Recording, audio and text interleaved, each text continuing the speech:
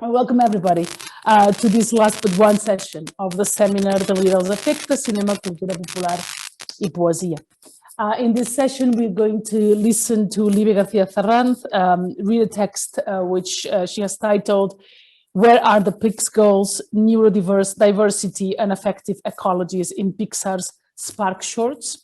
And the respondent today will be Andrea Ruthven. And so I think that what I'm going to do is exactly as Maria Teresa was doing before, introduce the two speakers, and then I'll just leave the floor to them, right?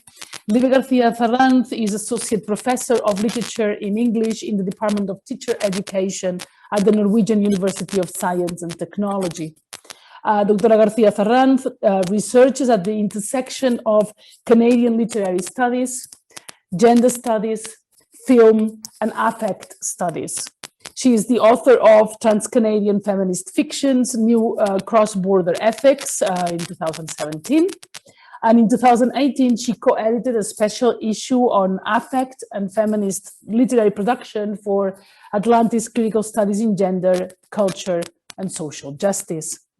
Her article, Feeling Sideways, which I love the concept, feeling sideways, Libe.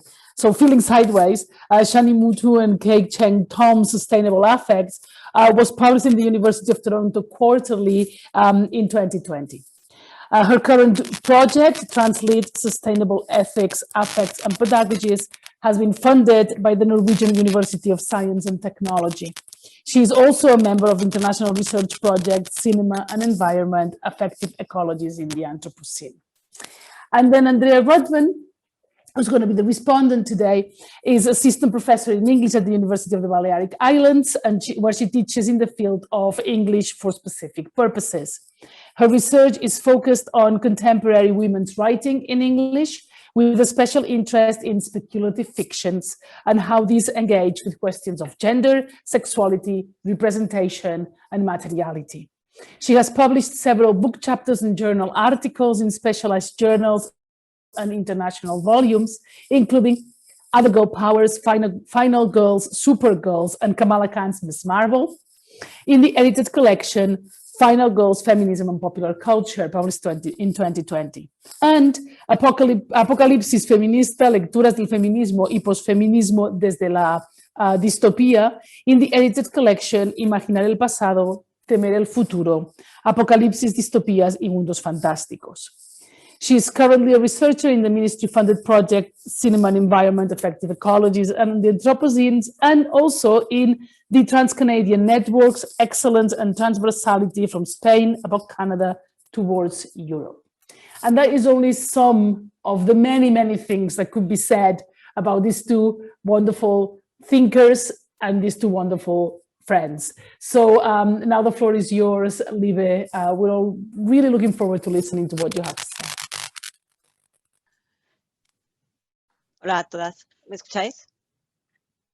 Muchas gracias, Cristina, por la introducción.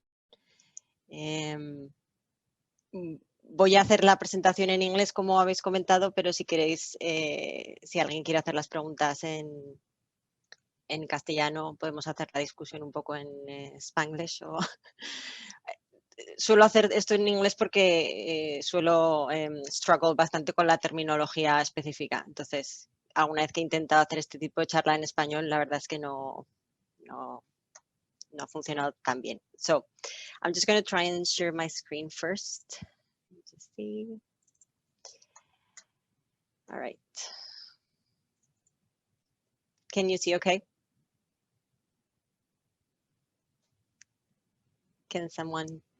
Yes, we can see it. Thank okay, you. That's great. Thank you. Sorry, I can't see anyone. All right. So, good afternoon, everyone. I want to express warm thanks to Drs. Katarzyna Paszkiewicz, Margalida Pons, and Helena González Fernández for organizing this stimulating seminar. a true transdisciplinary feminist laboratory of ideas, to borrow Dr. Medina Doménech's formulation yesterday. I also want to thank Dr. Cristina Alsina for the kind introduction, and to Dr. Andrea Ruthven for agreeing to act as respondent. Lucky me to be in such good company, truly. So I'm very pleased to be joining virtually today from Trondheim in Norway and share my work in progress. So I really look forward to the discussion. So as Cristina mentioned, my research is situated at the intersection of literary studies, visual cultures, gender studies, and theories of affect. I have to say, though, that my passion for film continues to be an integral part of my subjectivity, and I owe this to my parents.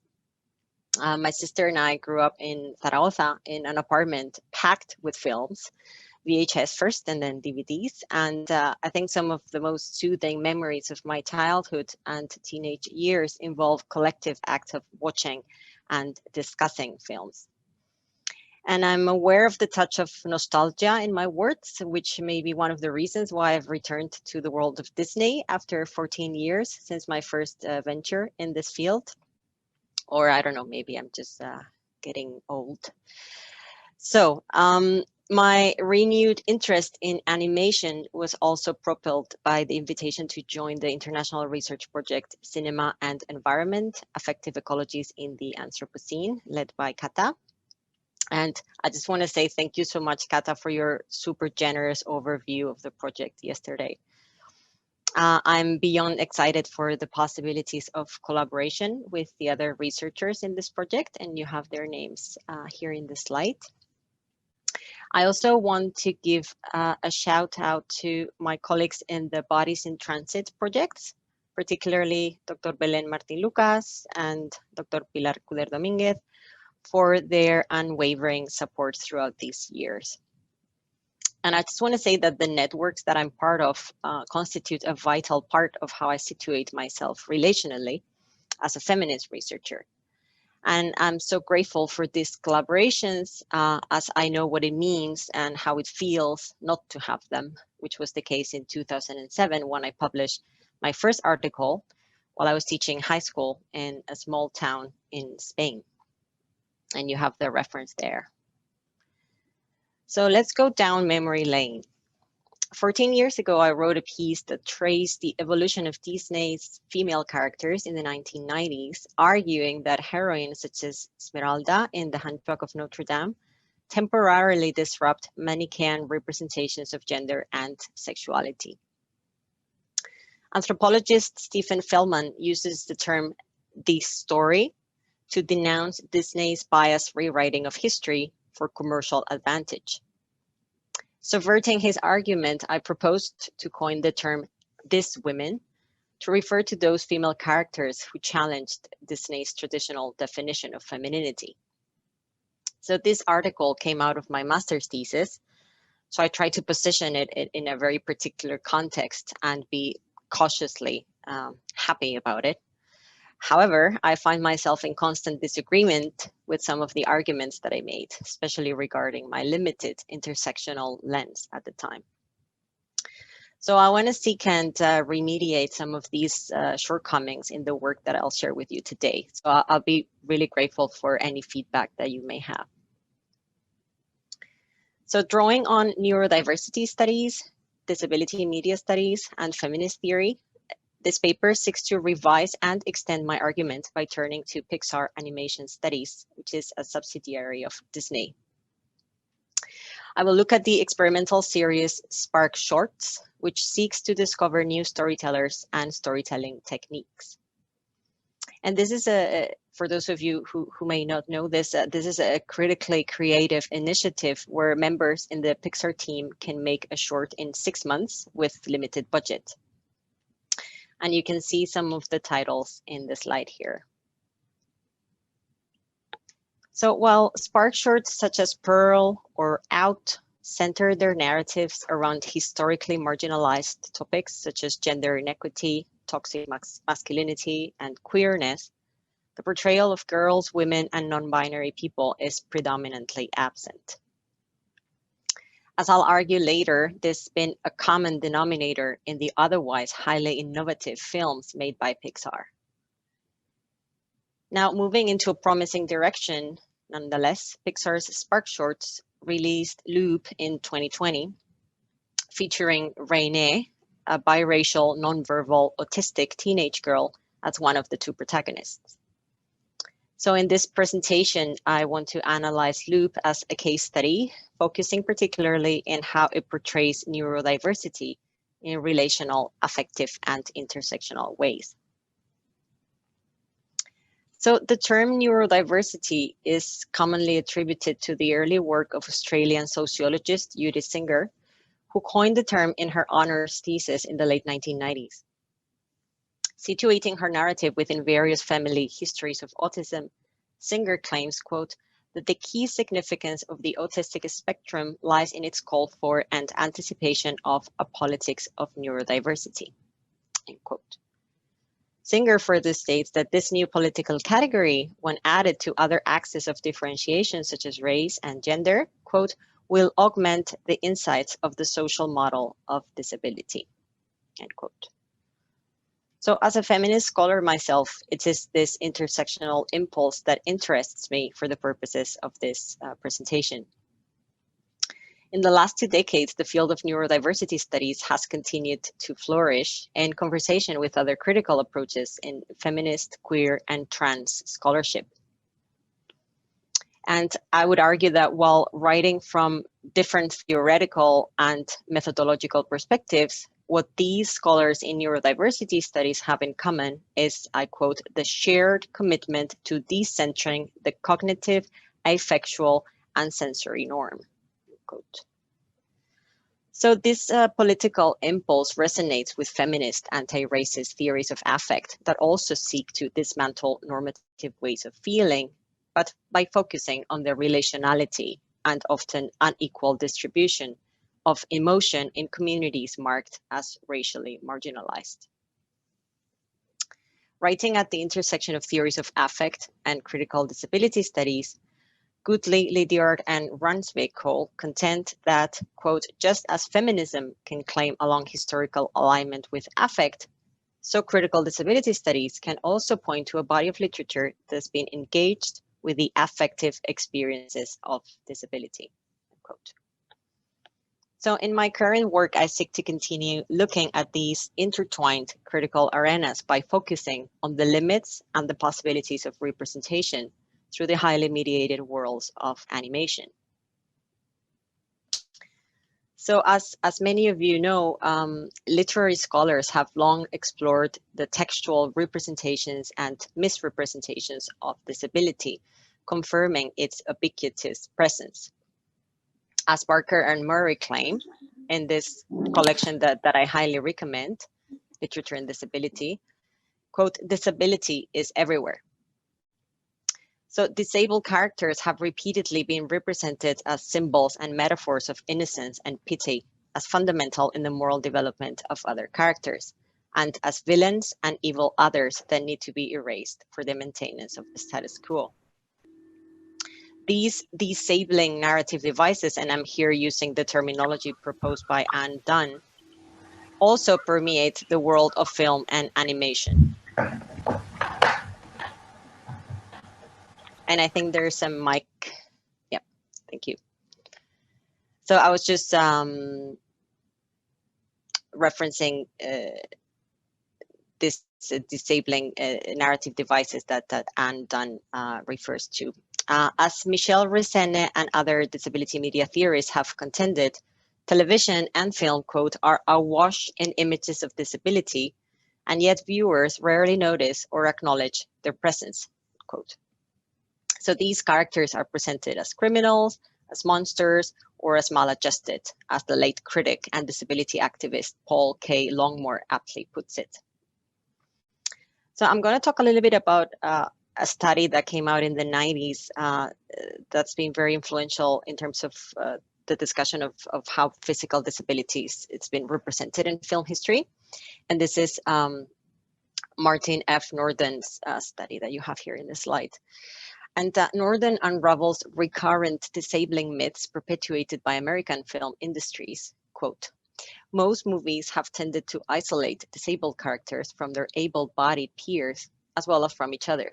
Quote. So focusing on both plot and visual strategies, Northern denounces the damaging effects of such practices of isolation and ableist techniques. Framing, lighting, and sound have been used, quote, to suggest a physical or symbolic separation of disabled characters from the rest of society, end quote. The machinery of Disney has continued such practices of isolation in films such as The Hunchback of Notre Dame, where Quasimodo is constructed as an infantilized and victimized other, a romanticized source of spectacle and gratification of able-bodied spectators, as Northern has also argued in his more recent work in the collection Diversity in Disney Films. So I would argue that the commercialization of disability for entertainment purposes signals Disney's extractive tendencies, which are deeply gendered and racialized. And this is an argument that many environmental humanities scholars have made, such as Mittman, talking about the extractive tendencies in Disney. So turning to the last 2 decades in Pixar, Disney's world of animation, we can observe similar patterns in terms of the limits of representation of race, ability, and gender diversity. And I here agree with Hasina Ibrahim's discussion of Pixar's, quote, highly successful male-centric fare, quote. And you can very clearly see this in the movies that were produced by Pixar Animated Studios and released by Walt Disney Pictures between 1995 and 2011. You have these titles in the slide. So all of these titles feature male human characters and male-identified anthropomorphized objects and animals. And no doubt, these varied titles offer plural representations of masculinity, including non-hegemonic masculinities across generational and social boundaries. And yet, I think the absence of female characters is worth examining critically. So it's not until 2012 that Pixar produced its first full-length animated film featuring a teenage female character as protagonist. In turn, as I argue in this paper, the experimental impulse in Pixar's SparkShorts series has started maybe to destabilize these extractive practices of isolation by using point of view and other visual techniques in intersectional and non-ableist ways. So Loop, for example, was released in 2020, and the short depicts an encounter between Renee, a biracial, nonverbal, autistic teenage girl, and Marcus, a Black teenage boy marked visually as neurotypical. The short was written and directed by Erica Milsom in close consultation with members of the Autistic Self-Advocacy Network.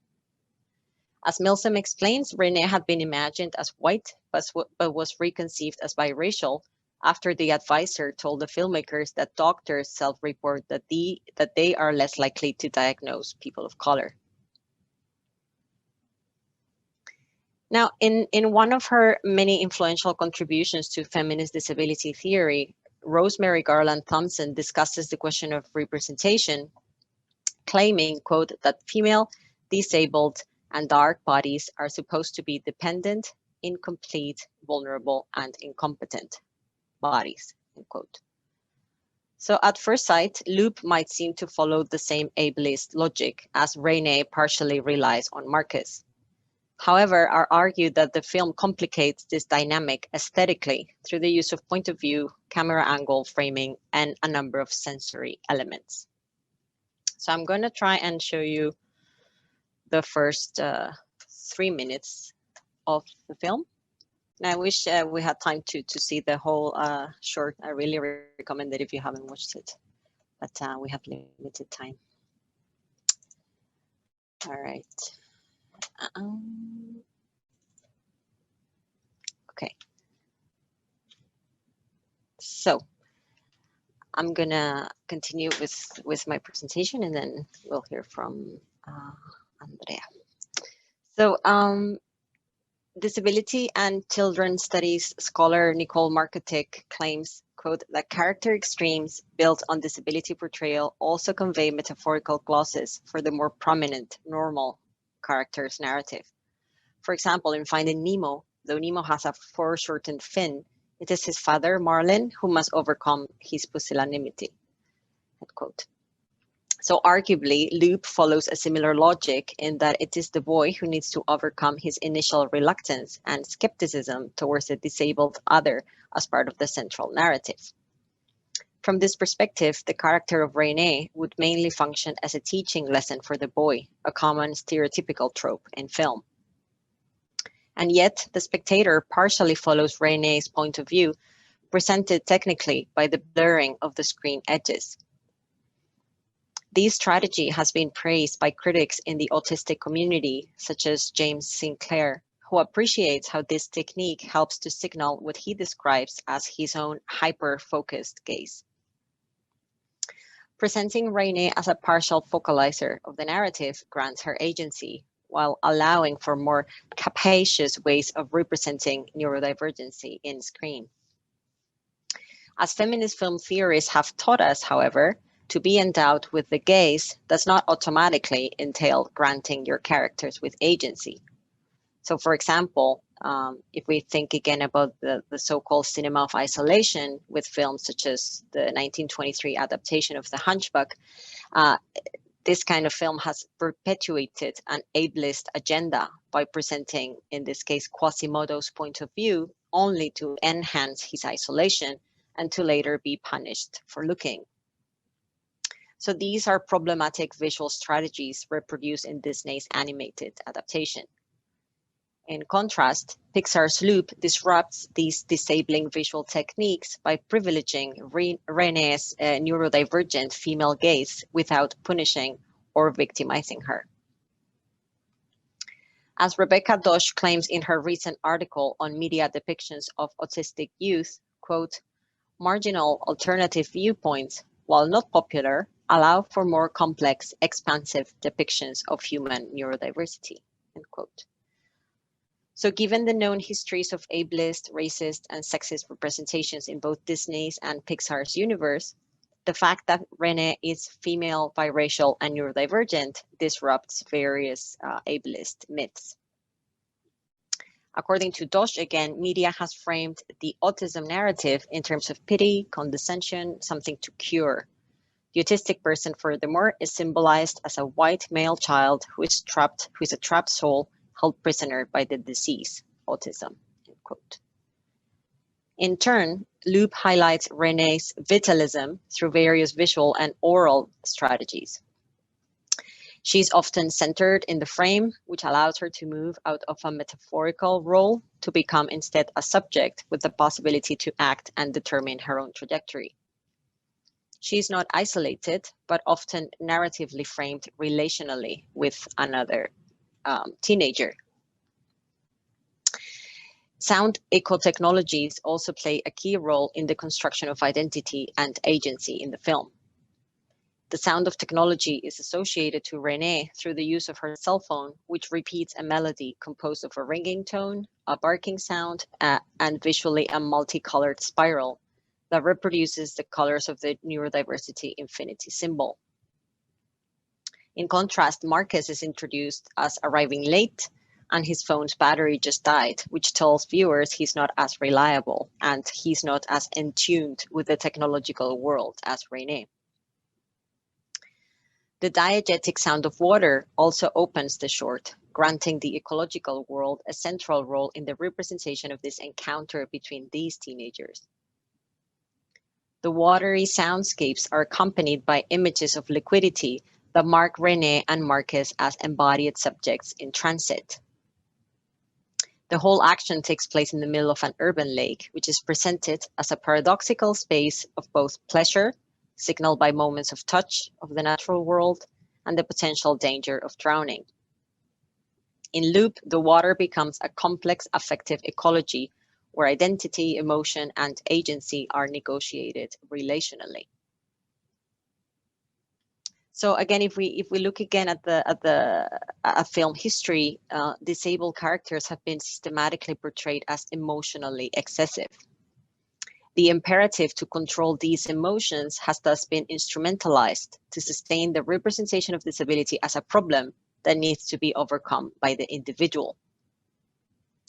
As a result, this medicalized model relinquishes structural and sociocultural barriers and their role in the stigmatization and discrimination of disabled bodies. In turn, Loop presents emotions such as joy or wonder as relational and distributed between two characters with different racial, gendered, and neurodivergent identities. The role of the emotions is thus inseparable from ecology in that René and Marcus are both affectively immersed in the territory and the ecologies that thrive in this urban lake.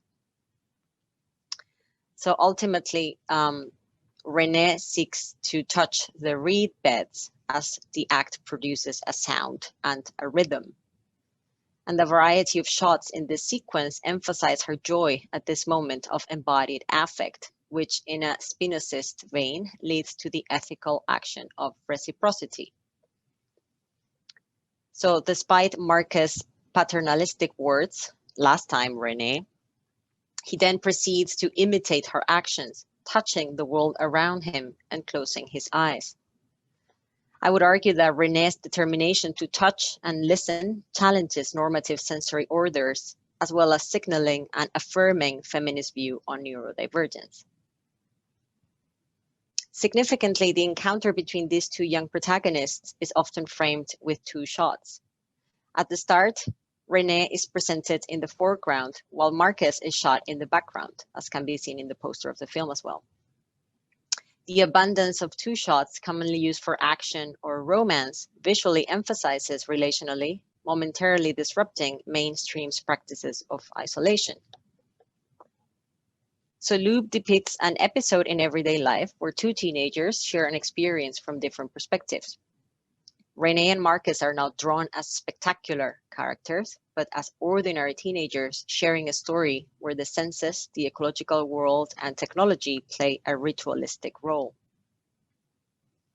In contrast to many of Disney's films, Loop resists the heterosexist logic that pervades this animated universe. I would argue that there is no sexual tension between René and Marcus in the short, which could be read as perpetuating the stereotyped representation of autistic girls as asexual beings. And yet, I believe that this short seeks to prioritize the representation of friendship in deeply intersectional ways. In a post-credit scene, René's recovered phone is placed in a bowl of rice. We hear a female voice, maybe of a mother figure, telling René that her phone is ringing.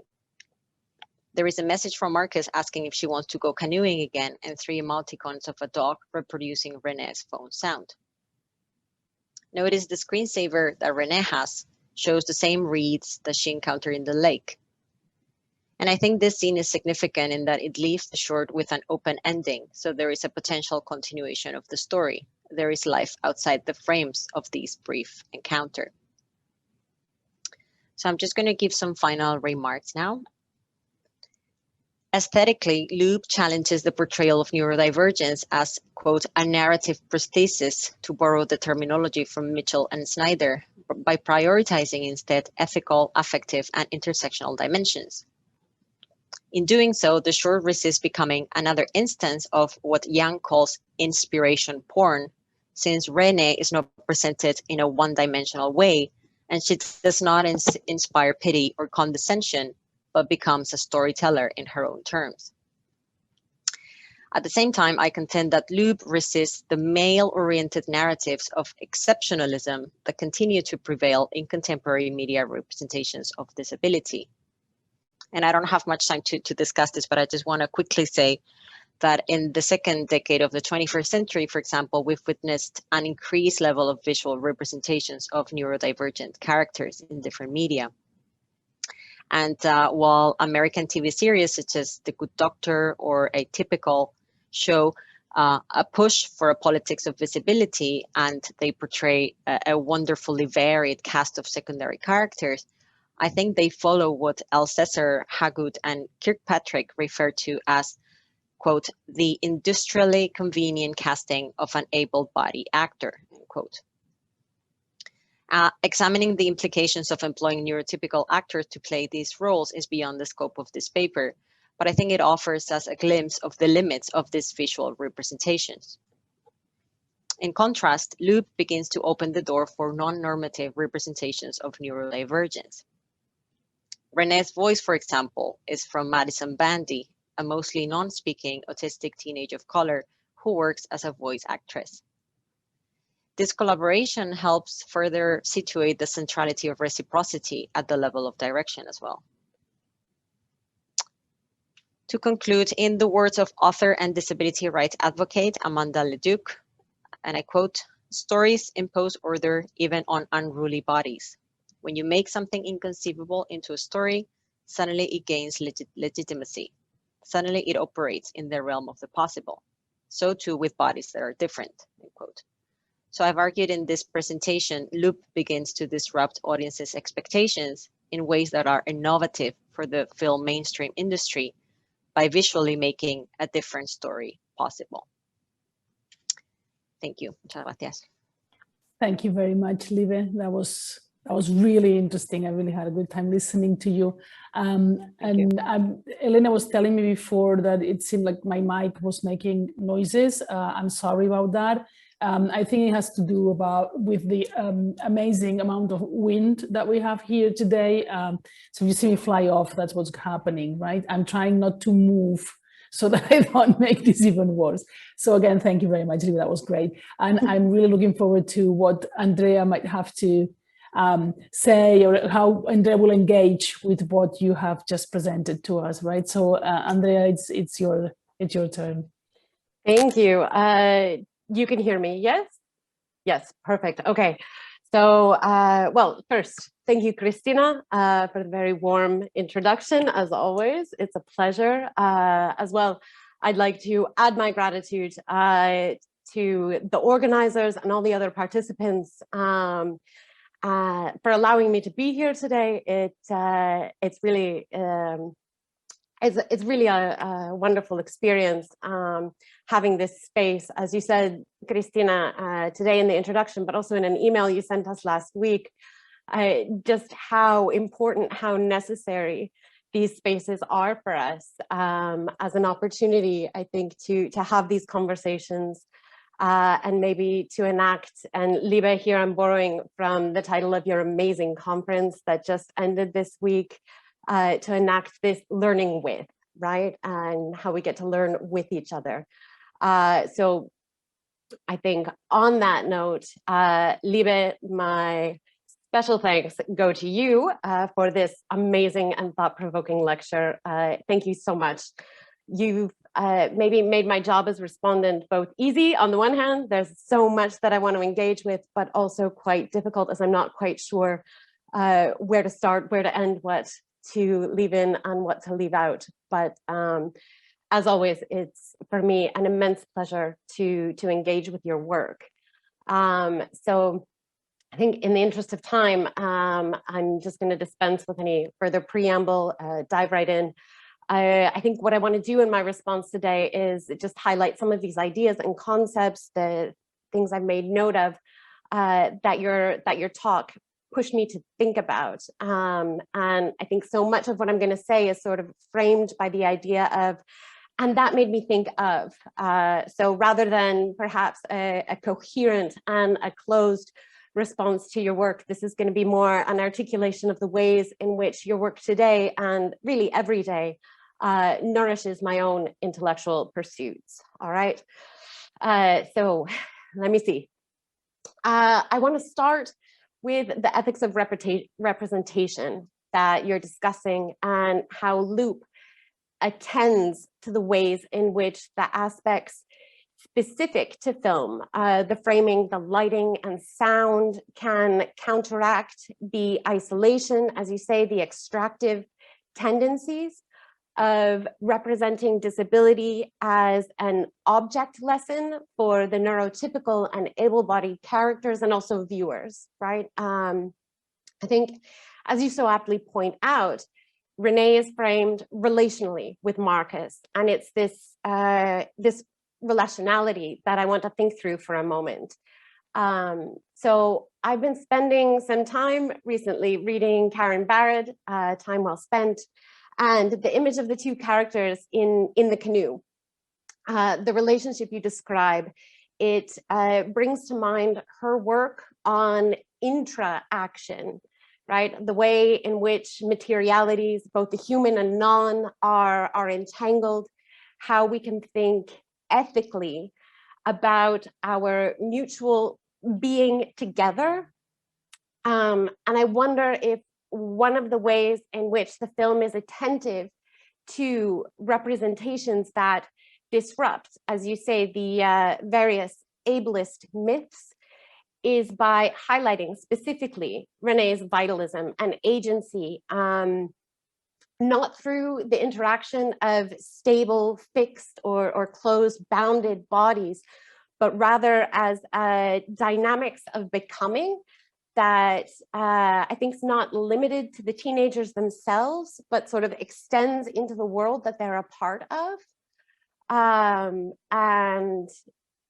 I think this speaks to the brilliant talks we heard yesterday, right? To Katarzyna Paszkiewicz, poetic empathy, Rosa María Medina Doménech's discussion of the way in which subjectivity is constructed in relation to the world around us, affect as constructed organically, in connection, that collectively, how it circulates. I don't think constructed is the word I want, but it's the one I have in my mouth right now. And you point out the question of whose or which subjectivities, whose or which affects are interacting with our own, that this is a fundamental question to ask if we want to think about ethical being in common, right?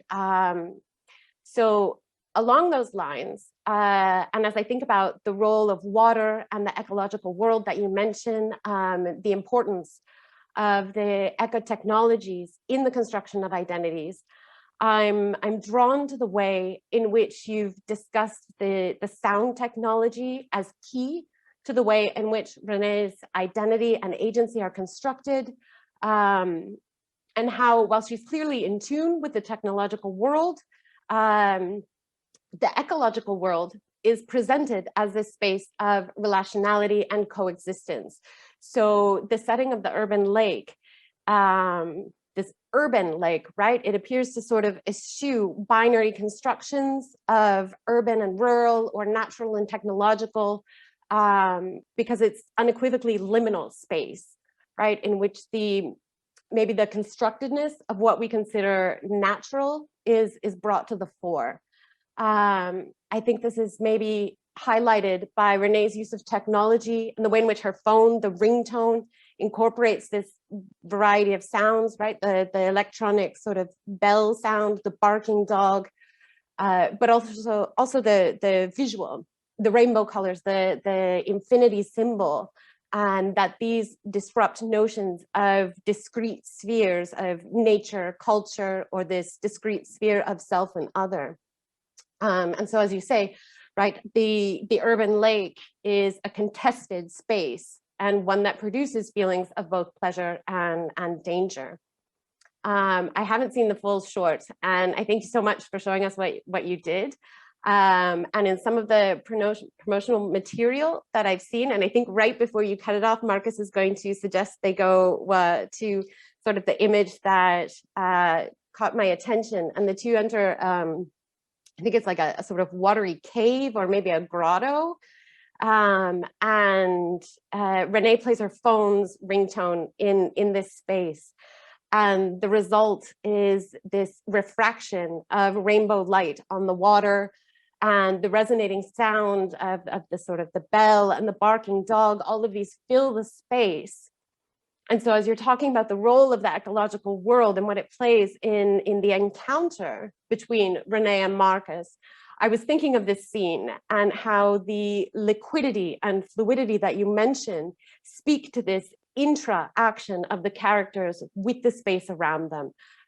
where agency is not given or taken, but rather is constantly being produced or negotiated through these vitalist representational strategies that the film employs. Excuse me. Okay. So as you've mentioned, the embodied affects of touch and sight and hearing, and how these seem to challenge normative ways of knowing and being in the world, how they highlight the joy of being of the world around them. And of course, this leads me to think of Sarah Ahmed's work on orientation and how we can become ethically entangled. You talk about the way in which the technique of the two-shot draws attention to that relationality. And as you say, it disrupts the normative discourse of isolation. And I wonder if we can read this as a responsibility and shared experience that can speak to, right, the ethical, maybe the effective orientation of the characters and the viewers. And I think this is tied in to the way in which neurodiversity in loop is not, as you say, a problem. It's not something that is medicalized and needs to be overcome by the individual, but rather it's reconceptualized as a way of orienting our bodies, ourselves, and that this is inextricably in relation to in relation to each other, and this then contests sort of neoliberal imperatives towards that individual embodiment. And so I think René's tactile joy, and then later Marcus's tactile joy, belies the imperative, perhaps, of unhappy disability that you're talking of, or the angry Black woman, the negative affects, and that these somehow need to be resolved, right? And so I think maybe as a way to sum up, and mostly as a way to turn the conversation either back to you or over to someone else, I think the last question I want to point to, and one that is, I think, at the heart of all your work, and today's work is no exception, the way that the film enacts a reciprocal intersectional impulse, and these are your words, and how the telling of different stories is not only possible, but necessary, especially if we want to see differently, or to use the reminder that Katarzyna Calafet gave us yesterday through Claire Hemmings, how we can feel differently so that we might know differently. Yes, so on that note, again, Libe, my deepest thanks and gratitude for your talk today, and I think I'll maybe let someone else have a chance to question or talk or say something. So thank you.